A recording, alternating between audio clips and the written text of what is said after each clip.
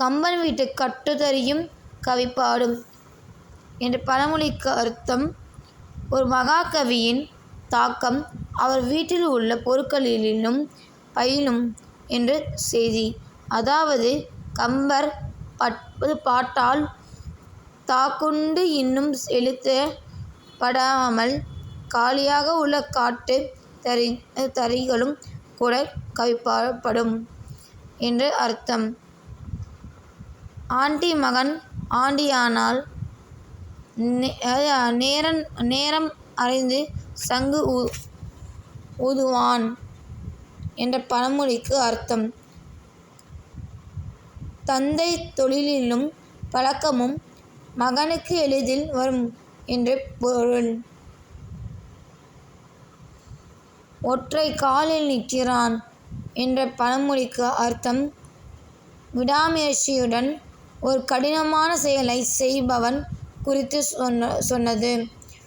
ஒற்றை காலில் நின்றது அர்ஜுனன் கையால் மலை சென்று சிவனை குறித்து ஒற்றை காலில் பாசுபத அஸ்திரம் வேண்டி தவம் செய்ததை குறிக்கிறது. ஒற்றாய் நூறா ஒருமிக்கும் மிக்க நூறா, சிறிது சிறிதாக முயற்சி செய்தே ஒரு புகழ் தரும் செயலை செய்ய முடியும் என்பது பொருள். முடிவைத்தா தலைக்கு சுழி குற்றம் பார்க்கிறியாதா, தலையில் முடி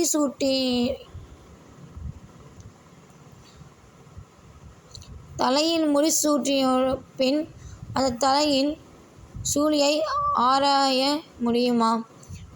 ஒருவரை பதவியில் அமர்த்திய பிறகு நொச்சிக்கொட்டு பயனில்லை என்ற பொருளில் சொன்னது. இந்த சொத்தை அது புளியங்காய் போல், இந்த புழு அரித்து சொத்தையாக உள்ளது, அதுவே புளியங்காய் போல புளிப்பாக உள்ளது என்று நிராகரித்தது. எதை எடுத்தாலும் குறை சொல்வதை குறித்து சொன்னது.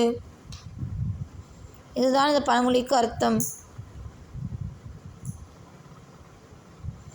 ரெட்டியாரே என்றால் கலப்பையை பளிச்சென்று போட்டது போல் என்ற பழமொழிக்கு அர்த்தம், ரெட்டியார் என்றது தெலுங்கு சேர உழவர்களை யாரையோ குறித்து ரெட்டியாரே என்று கூப்பிட போது இவன் தன்னைத்தான் கூப்பிடுவதாக சொல்லி உழுவதை நிறுத்திவிட்டு கலப்பையை கீழே போட்டுவிட்டு ஓடி வந்தானாம். சிரத்தை இல்லாமல் சோம்பேறியாக வேலையில் இருப்பவர்களை குறித்து சொன்னது.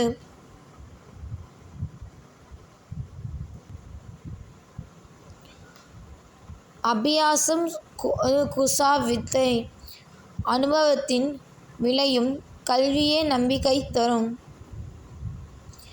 புதிய வண்ணனும் பழைய அம்பட்டானும் தேடு. வண்ணனிடம்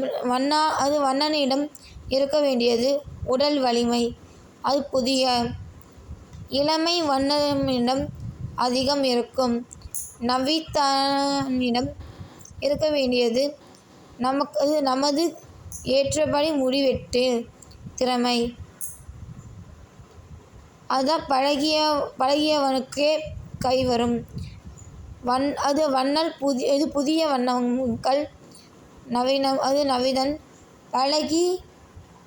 பழகியவனைக்காகவும் இருப்பது நல்லது என்ற